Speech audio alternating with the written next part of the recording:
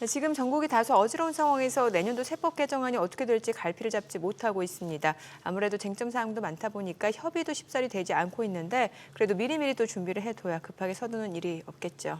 네, 오늘은 세법 개정안 중에서도 상속세부터 또 가상자산 관련 세금까지 가장 궁금해하시는 부분 위주로 알아보겠습니다. 이성호 세무사 자리했습니다. 어서 오세요. 안녕하세요.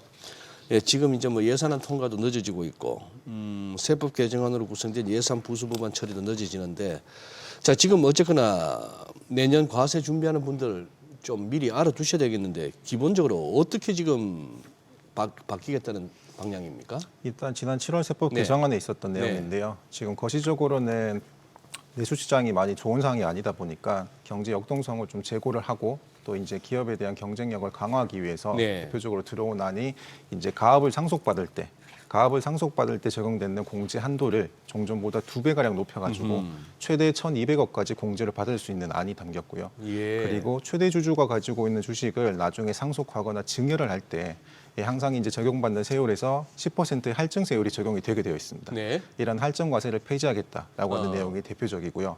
또 두 번째로는 조세 체계를 좀 합리화하자라고 네. 하는 관점에서 이 상속세 및 증여세의 과세 표준 구간을 조정을 하고 최고 세율을 현재 50%에서 40%로 좀 낮추자라고 하는 안이 담겼고 또 말씀하신 가상자산에 대한 2년 과세 유예 안도 이번 지난 세법 개정안에 담겼습니다. 뭐 지금 가장 쟁점이 되는 부분은 뭐라고 볼 수 있을까요? 일단 상속세 및 증여세에 대한 여야의 강대강 입장 그리고 예. 가상자산 유예에 대해서 뭐 최근에 이제 적극적으로 합의가 되었습니다만 그게 또 법으로 통과되기까지는 시간이 남았기 때문에 네. 끝까지 한번 지켜볼 부분 두 가지라고 생각을 하면 되겠습니다. 네. 요 지금 가상자산 이전에 지금 금투세 관련한 논의는 어떻게 된 겁니까?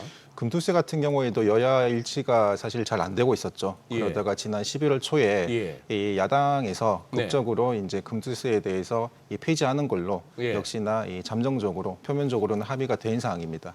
그래서 그 전까지는 야당에서 이 공제 한도를 5천만 원에서 1억 원으로 상향하는 한이 있더라도 원래 계획대로 이 시행이 되어야 된다라고 하는 입장이었다가 당 내외적으로 또 이제 투자자분들의 분위기상으로도 코리아 디스카운트나 혹은 증시 선진화 이런 측면에서 아직까지는 좀 폐지라는 게 더 수순이 맞지 않을까라고 당 내부에서 판단을 한 바가 있습니다. 네. 요 가상자산은 지금 얘기가 어떻게 되는 거죠 이게? 지금 가상자산 같은 경우에도 제일 쟁점이 되는 것이 사실 지난 2022년도에 일단은 당시에 세법 개정이 되면서 네. 2년 유예가 됐었죠. 예. 그래서 원래는 당장 다음 달부터 2025년부터 과세가 되기로 되어 있었습니다만 지난 7월 세법 개정안에서 다시 2년 유예 이야기가 나오면서 2027년부터 개정이 되는 걸로 안이 나와 있는 사항이었습니다. 따라서 야당에서도 이제 계속 이제 가상자산에 대해서는 종전 계획대로 시행이 되어야 된다라고 하는 입장이었다가 가장 최근이죠. 이번 12월 1일 날 야당에서 이제 극적으로 역시나 이제 일단은 유예하는 것으로 합의가 된 사항입니다. 합의가 됐다. 맞습니다. 그러면 그렇게 된다고 믿어도 되는 겁니까? 아직까지는 믿을 수가 없죠. 왜냐하면 지금 잘 알고 계시겠지만은 예산안 관련해서 최근에 여야가 강대강으로 대립을 하고 있고 네. 또 세법 개정안도 이제 예산안과 관련된 부수법안이다 보니까 점점 논의가 미뤄지고 있는 상황이라서 앞으로 남은 기간 동안 여야가 어떻게 잘 합의를 할지에 대해서 세부적인 이 개정 내용이 좀 마련되지 않을까 생각이 들고 있습니다. 지금 우리나라 가상자산 시장 그렇게 규모가 작은 건 아니란 말이죠. 물론 이제 뭐 국제 자산 시장 규모 대비로는 좀 작을 수 있겠습니다만 정책 자체가 뭔가 글로벌 트렌드와는 다소 좀 배치되는 양상인 것 같거든요. 어떻게 해외는 지금 어떤 상황이에요? 일단 최근 데이터를 보면 우리나라 원화가 이 예. 달러화에 있어서 세계에서 두 번째로 비트코인 거래량이 많은 화폐입니다. 하하, 실제로 투자자분들의 말씀을 들어보면 네. 이 가상자산에 대한 과세를 두고 항상 일관되게 이야기를 하는 것이 이 암호화폐를 자산으로 정의를 하지 않으면서 우리가 수익을 봤다고 해서 세금을 부과를 하는 것이 과연 그것이 조세 정의에 부합을 하느냐 타당한가에 대한 이야기인데요. 실제로 유럽이나 다른 미국 같은 국가는 이런 암호화폐를 자산으로 정의를 하고 또 이걸 취득을 하거나 나중에 처분을 하면서 발생하는 수익이 있다면 과세를 하고 있습니다. 네. 따라서 대표적으로 미국이나 영국 또는 호주 같은 경우에는 이 가상자산에 투자해서 벌어들인 소득에 대해서는 이 자본이득세로 과세를 하고 있죠. 어느 정도죠 세율이? 세부적으로 네. 국가마다 좀 다릅니다만 예. 미국 같은 경우에는 가상자산 투자 기간을 예. 1년으로 봐서 예. 1년 이내면은 단기 투자, 예. 1년 이상이면 장기 투자로 보고 단기 투자일 경우에는 본인이 가지고 있는 다른 뭐 근로소득이나 사업소득 소득과 합산을 해서 네. 종합과세를 하는 예. 방식으로 과세를 하고 1년 어. 이상인 경우에는 역시나 수익을 차등으로 구간별로 적용을 해서 최대 20% 범위 내에서 세율도 차등 세율을 적용을 하도록 하고 있습니다. 최대 20%다. 맞습니다. 그리고 영국 같은 경우에는 가상자산 투자 소득이 12,300파운드, 하나로 하면 대략 2,200만 원까지는 세금이 없이 면세점을 두고 있고요. 예. 그리고 일본 같은 경우에는 이 가상자산에 대해서 자산으로 인식하는 단계는 아니나 그래도 경제적 가치가 있는 이 교환 매개로는 인식을 하고 있기 때문에 역시나 이 종합과세로 과세를 하고 있습니다. 우리가 22% 얘기가 나왔었던가요? 가상 과세? 현재 지방세 포함해서 22%로 기타 소득으로 분리과세하겠다고 일단은 안이 나왔죠. 예를 들어서 내가 만약에 1,000만 원의 수익이 발생을 네. 한다라고 네. 하면은 1,000만 원에서 250만 원의 면세점을 제외한 750만 원에 대해서 지방세 포함 22% 대략 165만 원 정도의 세금이 발생을 하겠다고 일단은 안이 올라와 있는 상황입니다. 뭐 이런 거는 주택처럼 장기보유 특별공제 이런 건 없어요. 장기보유 특별공제에 대한 안은 없습니다. 따라서 뭐 가장 대표적으로는 싱가포르 같은 경우에는 네. 투자를 함으로써 아무리 수익을 많이 발생하더라도 네. 이 투자 소득에 대해서는 지금 과세를 하고 있지 않습니다. 그러니까요, 싱가포르. 상속세 좀 여쭤볼게요. 지금 뭐 상속세 이슈도 굉장히 뭐 가상자산 과세만큼이나 뜨거운 감자인 것 같은데 지금 정부에서는 이제 오래된 상속 증여세율 과표를 조정하자라는 입장인데 야당에서는 부자 감세다라는 비판이 나오고 있거든요. 일단 가장 쟁점이 되는 부분이 지난 개정안에 나와 있었던 내용 중에 두 가지인데요. 네. 하나는 방금 말씀드린 최고세율, 상속세 및 증여세율 최고세율 현재 과세 표준이 넘어가면 50%입니다. 네. 이 50%를 40%로 좀 낮추자는 방안. 그리고 상속세 계산을 할 때 자녀 한 명당 공제금액 5천만 원을 5억 원으로 상향 조정하자라고 하는 이 안에 대해서 대립이 많은데요. 사실 지난 7월 세법 개정안이 나온 이후에 8월 달에 이 민주당에서 안도골 의원께서 개인적으로 대표 발의한 의원안이 있습니다. 네. 그 의원안에서는 이렇게 그 최고세율을 건드리지 말고 부자 감세이기 때문에 차라리 상속이 발생이 되면 누구나 적용받을 수 있는 일괄공제 한도를 현재 5억에서 7억으로 올리는 게 어떻겠냐. 그리고 남아있는 배우자에 대해서 경제적인 자립도를 좀 제고하는 차원에서 현재 최저 공제 금액이 배우자에 대한 공제가 5억입니다. 네. 이 5억을 7억 5천만 원으로 올리자라고 하는 안이 나왔었고 가장 최근에는 같은 당의 박성준 의원께서 일괄 공제 금액을 5억에서 9억으로 올리자라고 이런 안이 나왔기 때문에 아마 야당 내부에서는 상속세에 대한 개정안을 일괄 공제 금액을 어느 정도 조정을 하는 수순으로 내부적으로 좀 정리가 되지 않았나 생각이 듭니다. 네. 어쨌거나 이 상속세 개정안은 이제 기업들 입장, 뭐 경영계에서는 환영하는 분위기고 또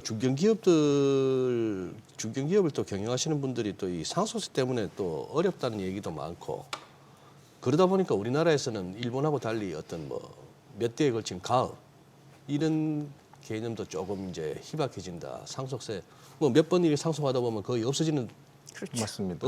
구조 아닙니까? 맞습니다.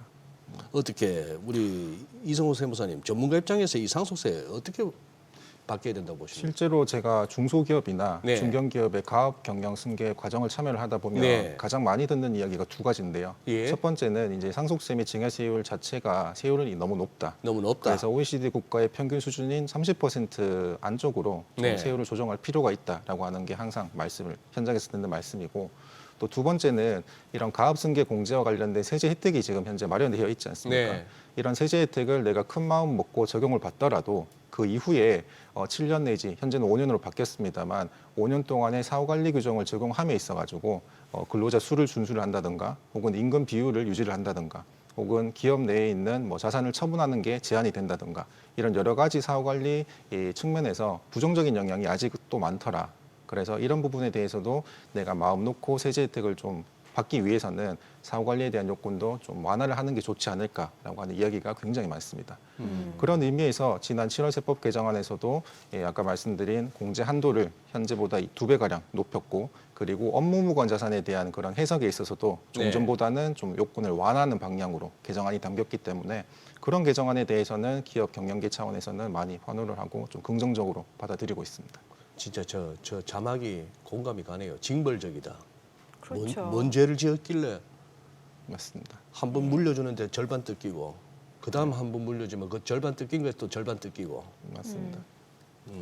확실히 개정은 필요한 것 같고 상생 임대주택 양도세 부분 좀 여쭤볼게요. 이제 정부가 서민층하고 중산층 부담을 완화하기 위해서 상생 임대주택 양도세 과세 특례 적용 기한을 연장했는데 뭐 이걸 포함한 소득세법 개정안 지금 통과됐고 이러면 또 임대 시장에도 좀 영향을 미칠 것 같은데 어떤가요? 원래 상생임대주택 같은 경우에는 올해 연말까지가 일몰 기한이었습니다. 예. 그러다가 지난 7월 세법 개정안에서 2년 더 연장을 해서 2026년 연말까지 이 상생임대주택 특례를 적용받을 수 있도록 개정안이 올라와 있는 상황이죠.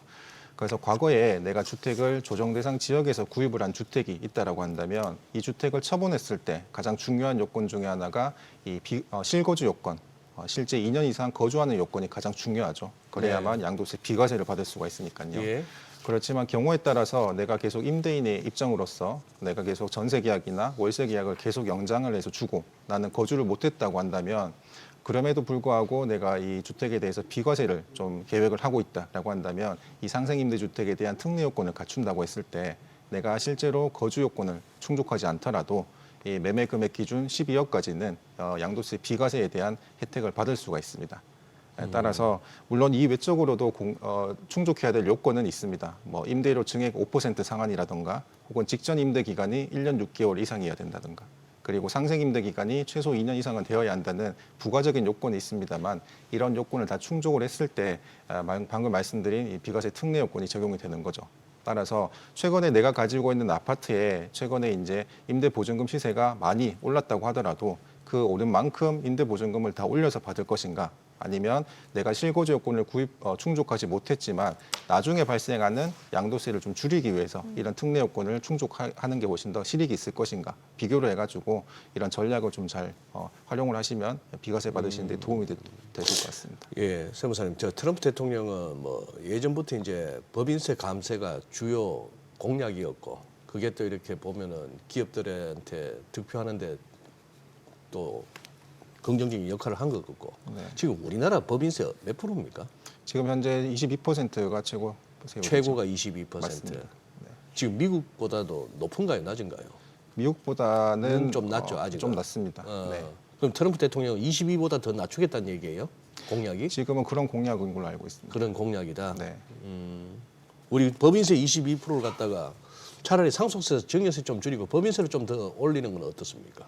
그거는 좀 말이 안 되나? 그거는 단순하게 상속세와 법인세에 대해서 1대1로 비교를 한다기보다는 네. 그렇게 세율 자체를 이제 좀 변동을 하는 과정에서 네. 어떤 이제 그 부가적인 조세에 문제가 있을까에 대한 연구가 좀 필요할 것 같고 아. 개인적으로는 상속세에 대한 세율 조정도 필요하지만 네. 사실 이제 일반 중산층이나 서민분들께서 더 원하시는 거는 네. 이 살아생전에 내가 살아생전에. 증여를 했을 때 발생하는 세부담이 여전히 높다라고 하는 증여세죠. 거거든요. 맞아요. 그래서 잘 아시겠지만 현재 성인 자녀에게는 네. 10년간 5천만 원까지 공제 금액 한도가 정해져 있습니다. 증여재산 공제라고 하는 건데 예. 사실 최근에 내가 가지고 있는 재산이 5년 전, 10년 전에 비해서 가치가 매우 높아졌기 때문에 이런 공제 한도 5천만 원에 대해서는 현실적으로 좀 타당하지 않다. 따라서 지난 7월 세법 개정안이 나온 이후에도 네. 이 상속세에 대한 내용은 뭐 충분히 내용이 담긴 걸로 판단이 되는데 증여세에 대한 부분은 내용이 너무 빈약한 게 아닌가 아하. 대한 지적이 좀 많았습니다. 그래서 개인적으로는 여야 합의가 좀 잘 된다면 이번 연말에는 상속세뿐만 아니라 증여세에 대한 내용도 좀 현실적으로 바꾸는 게 좀 합당하지 않을까라고 생각을 하고 있습니다. 네, 오늘 내용 잘 들었습니다. 고맙습니다. 네, 고맙습니다. 고맙습니다.